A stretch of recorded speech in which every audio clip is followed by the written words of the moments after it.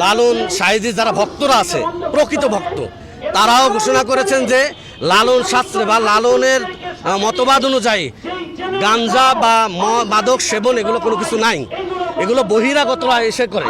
তাহলে যদি বহিরাগতরাই করে থাকে তাহলে এটা তো লালনের অনুষ্ঠানের কোনো অংশ না। আর দেশীয় এবং ধর্মীয় আইনে যেহেতু নিষিদ্ধ, আমার জানা মতে কোনো ধর্মে এটাকে অনুমোদন করবে না। সেই হিসাবে যেহেতু 92% মুসলমান এদেশ, কাজেই ওটাকে যেভাবে আনুষ্ঠানিকভাবে উদযাপন করা হয় সেভাবে করা হোক, তবে মাদকের কোনো সিটেপুটা যেন ওখানে না থাকে।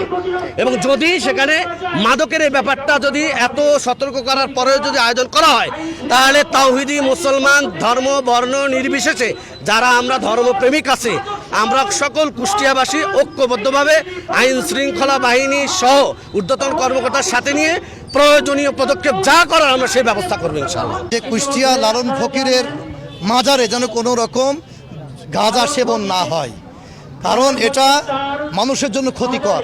যেটা মানুষের জন্য ক্ষতিকর, সমাজের জন্য ক্ষতিকর, জাতির জন্য ক্ষতিকর, সেই কাজ আমরা হতে দেব না।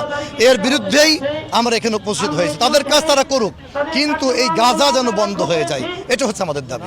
যদি না বন্ধ হয় তাহলে আমাদের কুষ্টিয়া জেলার সমস্ত জনগণকে সাথে নিয়ে আমরা প্রতিহত করার চেষ্টা করবো ইনশাআল্লাহ। লালনের মাজারে যে আসলে সাধুর নামে যে অসাধু যে কাজগুলো চলতেছে, যেটাকে আসলে কোরআনে শয়তানের কাজ বলা হয়েছে, ইন্নামাল খামরু ওয়াল মাইসারু মিন আমালিশ শয়তান, শয়তানের কাজ বলা হয়েছে। সুতরাং সেই শয়তানের কাজ ওখানে আমরা এই মুসলমানের দেশে বিপ্লবী সরকারের অধীনে আমরা কোনোভাবেই হতে দেব না এটাকে। এই জন্য আমরা জেলা প্রশাসকের মাধ্যমে আইন শৃঙ্খলা বাহিনীদের মাধ্যমে আমরা বলতে চাচ্ছি, একটা টিম গঠন করে যেই মাদকাসক্তির ব্যাপারে সরকার কোটি কোটি টাকা খরচ করছে বন্ধ করার জন্য, অথচ প্রশাসনের ছত্রছায়ায় সেখানে সেই মাদকের সেই কাজগুলো চলবে, এইটা তৌহিদি জনতা কোনোভাবেই মেনে নেবে না।